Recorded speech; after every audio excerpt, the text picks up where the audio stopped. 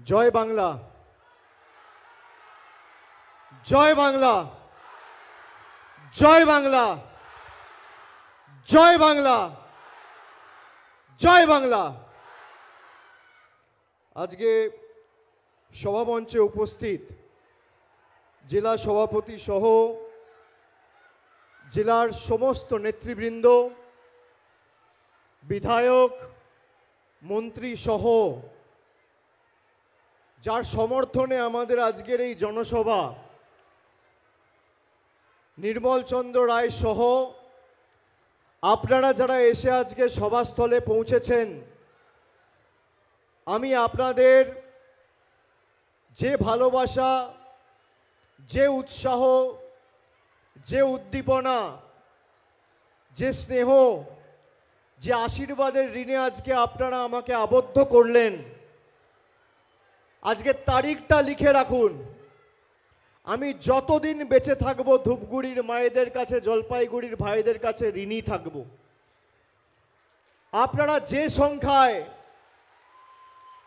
আজকে আমাদের সভাস্থলে উপস্থিত হয়েছেন, আমি দুপুর 2টোর সময় ছবি পেয়েছি। আমাদের সভা শুরু করার কথা ছিল বিকেল 4টে। দুপুর 2টোর সময় ছবি পেয়েছি যে ক্রান্তি রাজগঞ্জ থেকে লোকেরা এসে প্রায় 2টো থেকে 1:30টা থেকে অপেক্ষা করছে এবং 4 ঘন্টা 5 ঘন্টা ধরে আপনারা সভাস্থলে রয়েছেন। সময় যত গড়িয়েছে সবার ভিড় তত বেড়েছে। আমি আসার সময় উপর থেকে দেখছিলাম যত দূর চোখ যায় খালি মানুষের মাথা আর মাথা আর মাথা।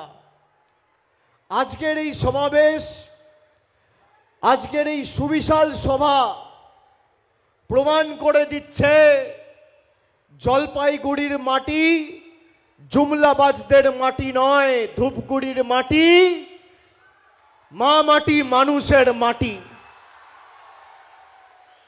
আজকের এই সভার দৃশ্য দেখার পর আমি জানি না বিজেপির নেতাদের ঘুম হবে কিনা, কিন্তু দায়িত্ব নিয়ে বলতে পারি দিল্লিতে ভূমিকম্প হয়েছে আজকে সভা দেখার পর। যে সংখ্যায় সাধারণ মানুষ, মায়েরা, দিদিরা, ভাইয়েরা, বৌদিরা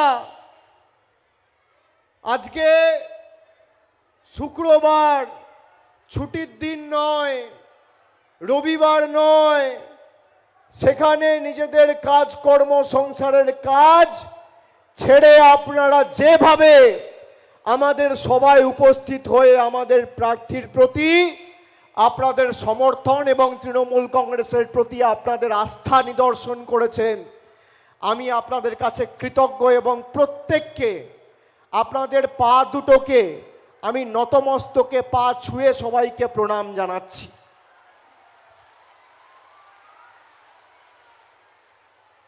আমি ধূপগুড়িতে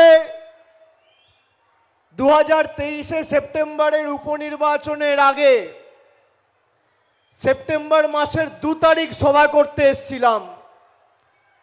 আমি মানুষকে কথা দিয়েছিলাম, আপনাদের জিজ্ঞেস করেছিলাম যে বলুন কি অসুবিধা হচ্ছে, কি প্রয়োজন, কি দরকার। সভা থেকে মানুষ বলেছিল ধূপগুড়িকে মহকুমায় পরিণত করতে হবে। আমরা বলেছিলাম 31শে ডিসেম্বর 2023-এর মধ্যে ধূপগুড়ি মহকুমা হবে। কথা রেখে আমাদের মন্ত্রিসভার মিটিংয়ে আমাদের মাননীয় মুখ্যমন্ত্রী অক্টোবর মাসে মন্ত্রিসভায় সিদ্ধান্ত নিয়ে ধূপগুড়িকে মহকুমা করেছে। পরবর্তীকালে 2 মাস হাইকোর্টে আটকে ছিল, যেহেতু মহকুমা হলে একটা আদালত, সাব ডিভিশনাল কোর্ট দরকার পড়ে। 19শে জানুয়ারি সেই ফাইল ক্লিয়ার হয়, আমরা সেই কথা রেখেছি। তারপর আমি 1 মাস আগে ময়নাগুড়িতে সভা করতে এসে বলেছিলাম যে ধূপগুড়ি তো মহকুমা হয়েছে, আমাদের প্রথম লক্ষ্য এই মহকুমায় যে উন্নয়নের কাজ হবে সেখানে মহকুমা হাসপাতালকে আমরা 60 বেডের জায়গায় 100 বেডের মহকুমা হাসপাতাল করব। আমি আপনাদের বলি, আমি সেপ্টেম্বরে কথা দিয়েছি, আপনি করার জন্য আমাকে 3 মাস সময় দিয়েছিলেন। ধূপগুড়ি মহকুমা হয়েছে।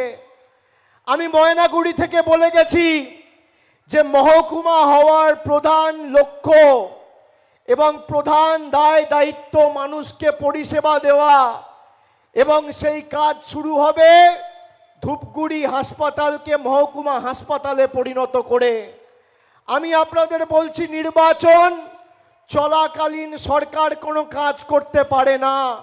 তার কারণ রাজ্য সরকার কেন্দ্রীয় নির্বাচন কমিশনের নিয়ন্ত্রণে থাকে এবং আদর্শ আচরণবিধি চলাকালীন কোনো কাজ হয় না। নির্বাচন শেষ হবে জুন মাসে। আমি আপনার থেকে 3 মাস সময় চাইছি। 3 মাসের মধ্যে 60 বেডের হাসপাতালকে 100 বেডের করে দেখাবো। এটা তৃণমূল কংগ্রেসের গ্যারেন্টি। আমি কথা দিয়ে কথা রাখার ছেলে, কথা রাখার লোক। এখানে প্রধানমন্ত্রী এসেছিল 4-5 দিন আগে।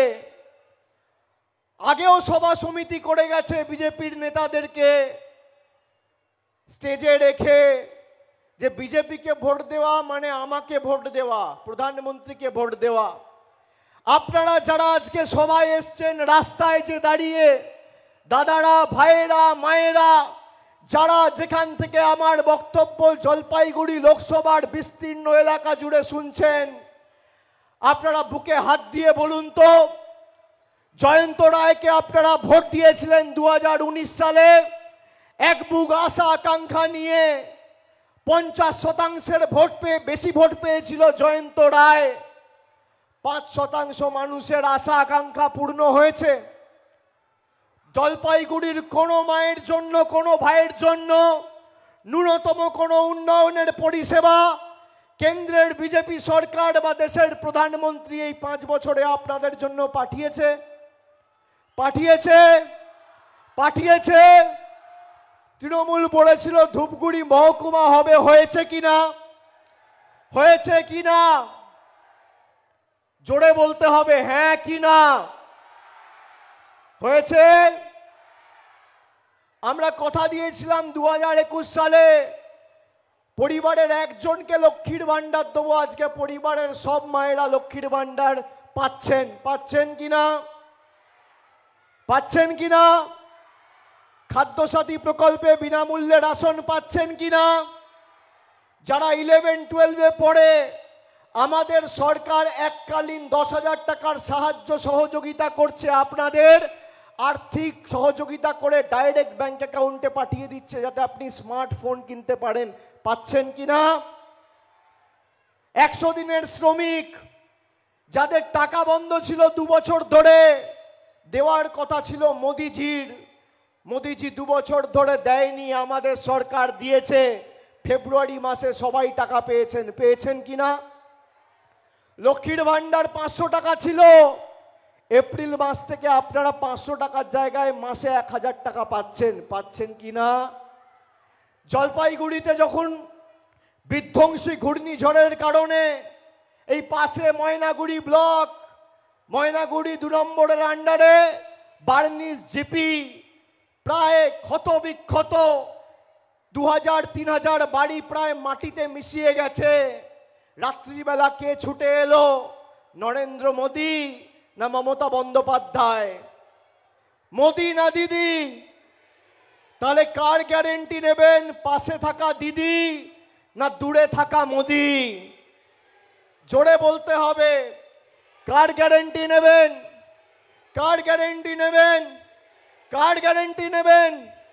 কি মায়েরা কার গ্যারেন্টি নেবেন? হাত তুলে বলুন, হাত তুলে বলুন, দিদি না মোদী? দিদি না মোদী? বিজেপিকে যারা ভোট দিয়েছিলেন 5 বছর আগে, বিশেষ করে যুব সমাজের প্রতিনিধিরা, আপনারা ভেবেছিলেন জাতীয়তাবাদ, ভারতের বিশ্ব দরবারে ভারত আরো সসম্মানে এগিয়ে যাচ্ছে, বিশ্ববন্দিত হচ্ছে, তাদের জন্য কয়েকটা তথ্য বলি। বিভিন্ন সূচকে ভারতের অবস্থান। বিশ্ব সংবাদপত্র স্বাধীনতা সূচক 2014 সালে মোদিজি আসার আগে 140তম স্থানে ছিল ভারত। 2024-এ 180তম স্থানে রয়েছে, 161তম স্থানে রয়েছে 180টি দেশের মধ্যে। তারপরে বিশ্ব ক্ষুধা সূচক 2014 সালে 99তম স্থানে ছিল, আর 2023 সালে 111তম স্থানে রয়েছে। গ্লোবাল জেন্ডার গ্যাপ ইন্ডেক্স 2014 সালে ভারত ছিল 114তম, আর 2023 সালে 127তম। ভারতবর্ষের পাসপোর্টের অবস্থান, জায়গা, যেখানে সব দেশের মধ্যে 2014 সালে 76তম স্থানে ছিল, 2024-এ সেটা এখন 88তম স্থানে গিয়ে পৌঁছেছে। দুর্নীতি অনুধাবন সূচক, সেখানে 2014 সালে 85তম স্থানে ছিল, আর 2023 সালে 93তম স্থানে পৌঁছেছে। গণতন্ত্র সূচক, ভারতবর্ষের গণতন্ত্র আজকে ভুলণ্ঠিত। 2014 সালে 27তম স্থানে ছিল, আর 2023 সালে 53তম স্থানে রয়েছেন। আমি তথ্য পরিসংখ্যান সামনে রেখে বলছি, মোদিজি যখন এসে বলে মুঝে ভোট দিজিয়ে, মুঝে, আপনারা 3 বছরে মোদিজিকে দেখতে পেয়েছেন? পেয়েছেন? যদি দেখতে পান তাহলে ভোট দিন, আমার কোনো আপত্তি নেই। আপনারা ভোট দিচ্ছেন কাকে? জয়ন্ত রায়কে। একটা ব্রিজ বানাতে পেরেছে মেকলিগঞ্জের এখানে, রেলওয়ে ক্রসিং এর একটা সমস্যা রয়েছে হলদিবাড়ির দিকে, একটা ওভারহেড, একটা ফুট ব্রিজ বানাতে পেরেছে রেলের তরফ থেকে।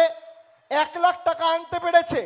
5 বছরে কোভিডের সময়, আমফানের সময়, বিধ্বংসী ঘূর্ণিঝড়ের সময় কাকে দেখতে পেয়েছেন?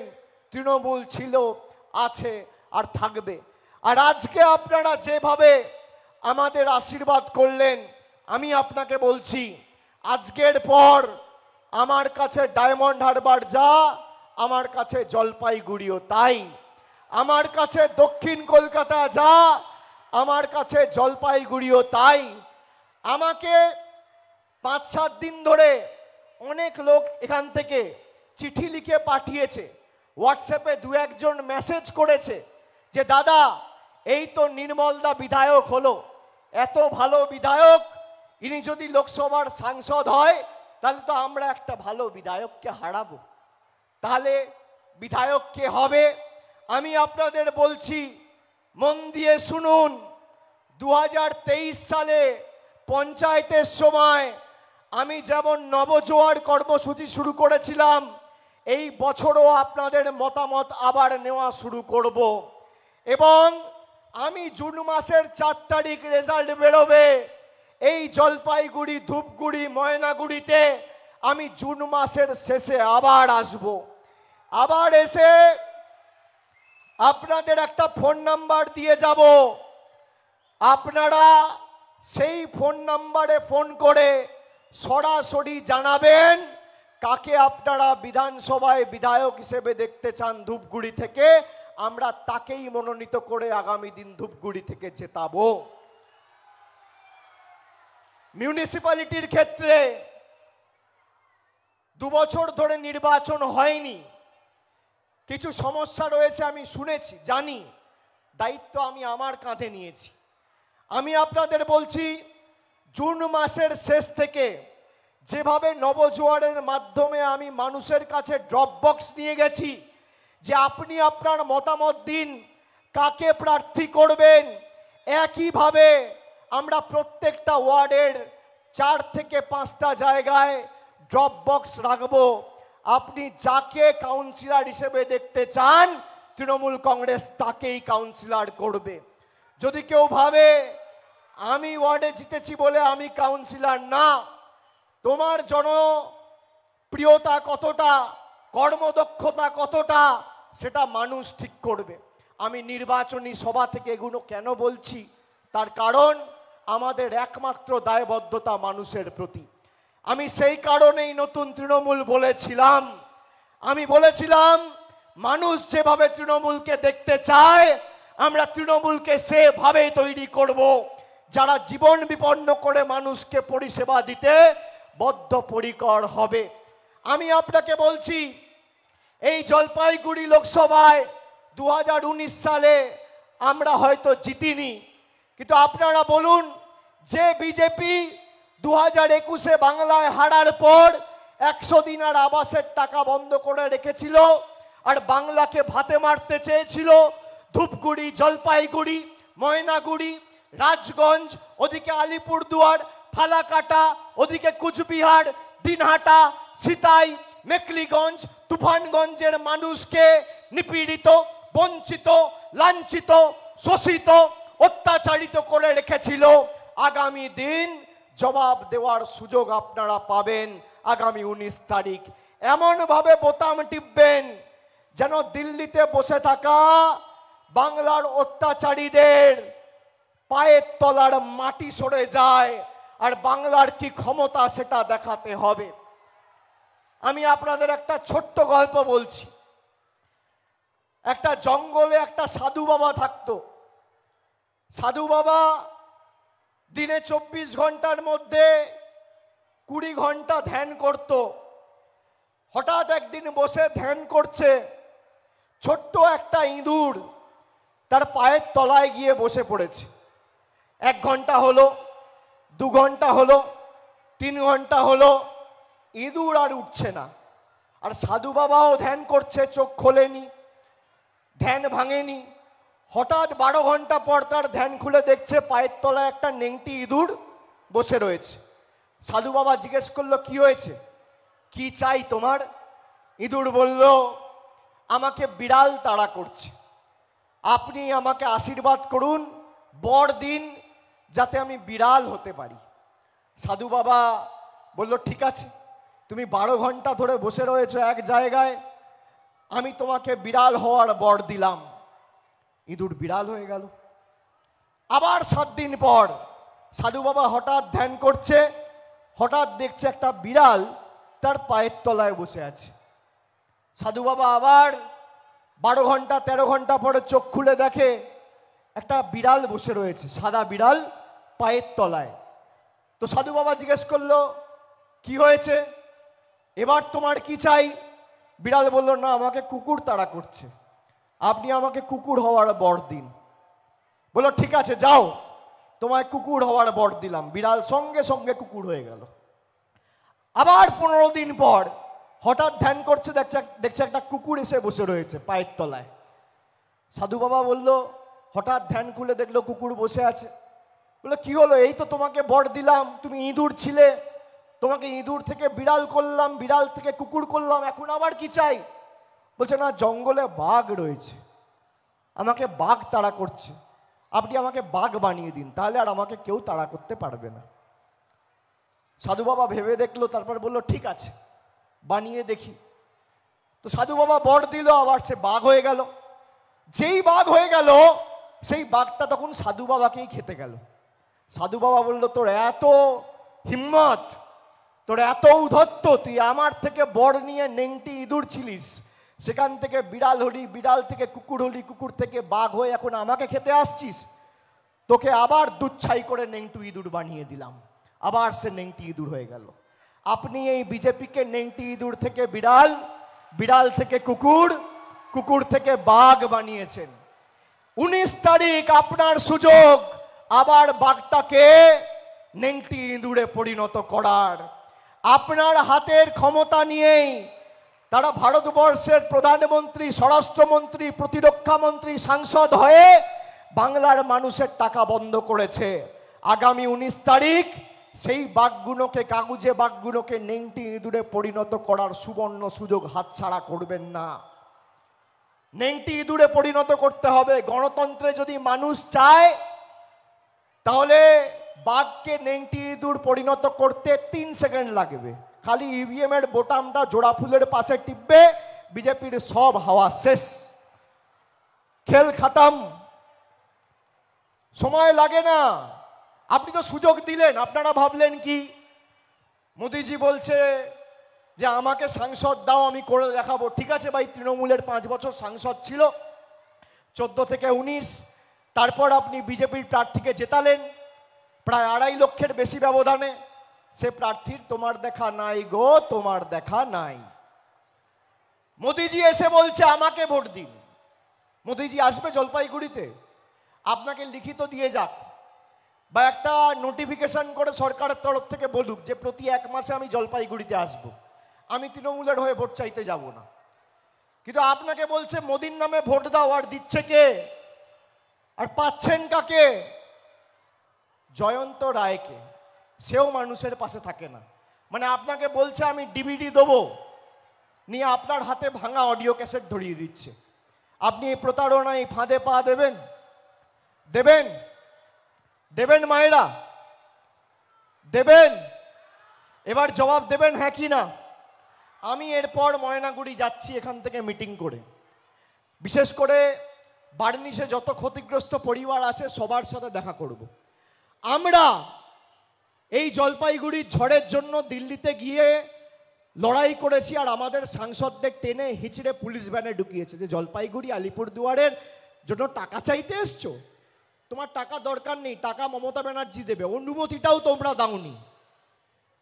মোদিজিকে আমি চ্যালেঞ্জ করেছিলাম এই ময়নাগুড়ির মাটি থেকে, ভারতবর্ষের প্রধানমন্ত্রী, সম্মান রেখে মর্যাদা রেখেই বলছি, হাত জোর করে বলছি, বিনম্র চিত্তে বলছি যে আপনি যদি 21 থেকে 24 বাংলার আবাসে 10 পয়সা দিয়েছেন, আর 17-18 থেকে আবাসের যে সমীক্ষা হয়েছে আবাস প্লাসের 10 পয়সা আপনি দেখাতে পারেন দিয়েছেন, আমি তৃণমূলের হয়ে মানুষের কাছে কোনো দিন ভোট চাইতে যাব না। আপনি শ্বেতপত্র প্রকাশ করুন, পারবে না।